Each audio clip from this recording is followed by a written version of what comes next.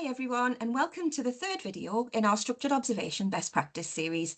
These recordings are designed to support the planning of the structured observations to help your students achieve the highest marks they can. They should be watched alongside the professional discussion video series that can already be found on our playlist and assessor Padlets.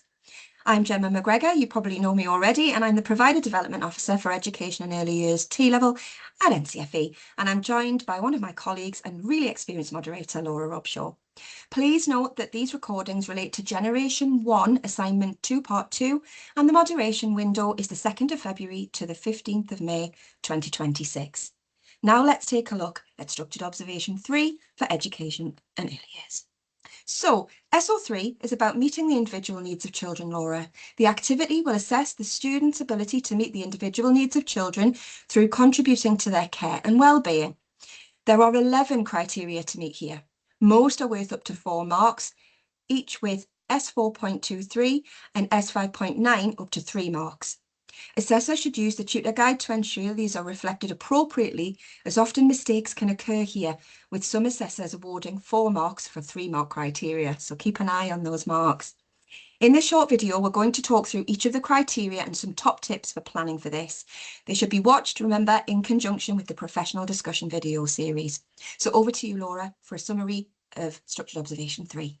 Thank you. Yeah, so as you said, this is the largest of the 3 with the most criteria. Professional discussion can be used for half of these. Planning should be robust and cover as many of the SES skills as possible across a range of care routines and differentiating support given to babies and children involved. Marks are often lost for this observation, where students plan play-based activities such as cleaning marks off laminating teeth, limiting some of the assessed skills. So some providers have shared concerns over students being allowed to handle food in early years settings due to the EYFS welfare requirements. So it is important that students work in partnership with the placement providers to ensure welfare requirements are adhered to while still being able to fulfil the assessed skills. It may, for example, mean having to plan to have a member of staff present with them whilst carrying out the activity. Best practice examples for this observation include situations where students might combine a range of activities and routines to help meet the criteria. For example, they might incorporate a story, some hand washing, and a snack or food-related activity, such as baking, making sandwiches, preparing fruit kebabs, along with discussions and activities around healthy eating, and sometimes like a game to make sure they can support that socialisation needed for one of the criteria as well.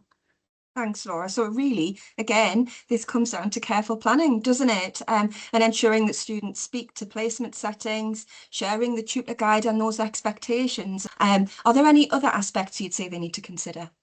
Yes, so we've got 1.2, 1.3, 1.7 and 1AH, which are also in Structured Observation 1. So that should be watched in conjunction with that video. Students should be reminded not to just duplicate the information from that assessment. The content for Structured Observation 3 should be contextualised to Structured Observation 3's activity and how it can be adapted for younger and older children. They need to consider cultural and family circumstances again, but again, that should be linked to the children they're working with real life examples to demonstrate their understanding. Okay, so what about S2.12 then? Promote secure attachments with children and understand the significance to attachments. So students should be observed meeting the needs of individual children during the care routines and being responsive and sensitive to their likes, interests and needs. Linking that to planning is recommended so you can see where it links. Please note in the marking bands that this is required for higher marks, so without doing so it will limit marks available for that criteria.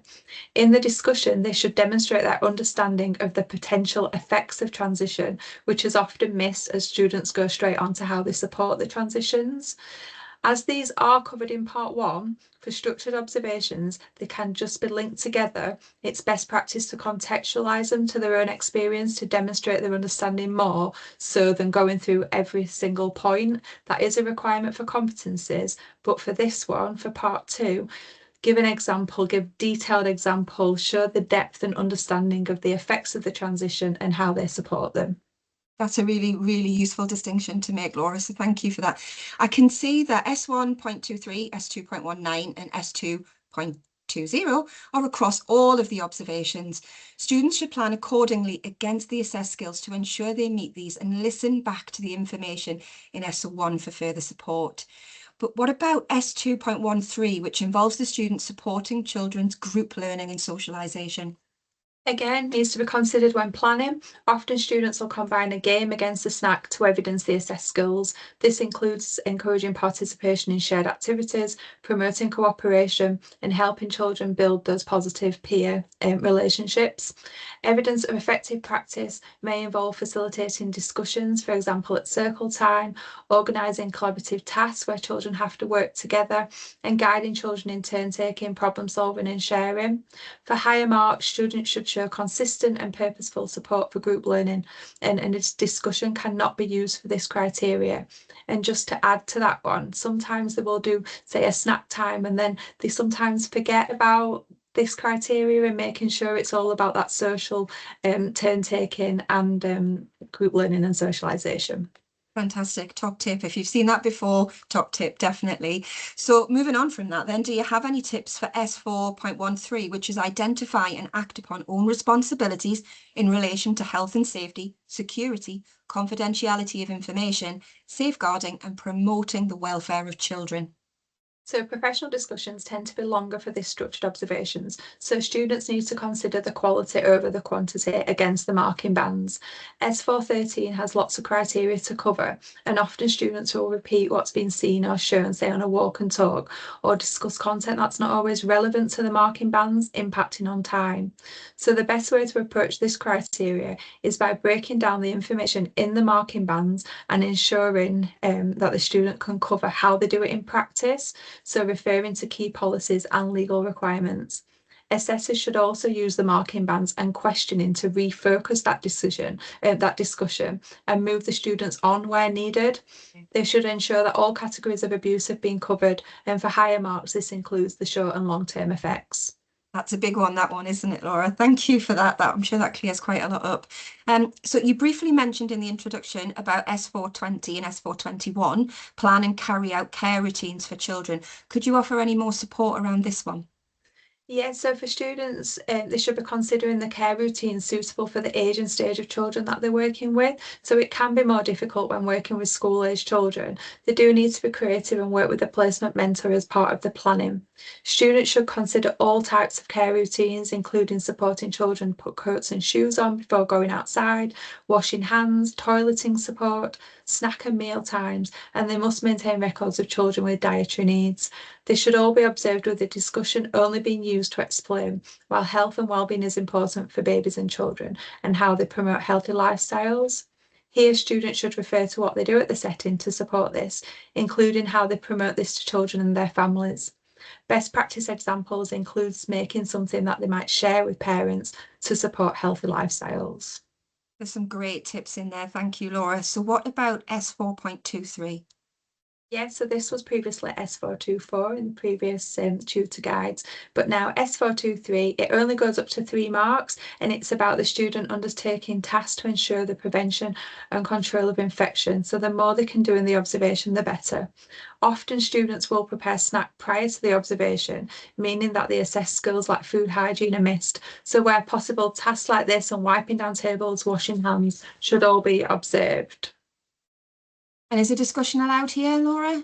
Yeah, but only to cover common illnesses and immunisations, isolation and exclusion periods, and these should be discussed in relation to infection control. So often the students will try and read through the immunisation schedule. They can be quite tricky to say, but it's more about why do we have that immunisation schedule in relation to infection control, and can they strengthen it with some examples from the age and stage that they might be working with, along with the common illnesses they've seen at the setting and exclusion periods. So contextualizing again where possible.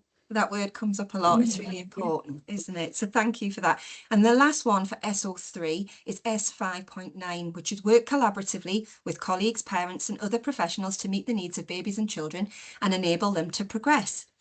Discuss children's progress and plan next steps in their learning with the key person, colleagues, parents and or carers.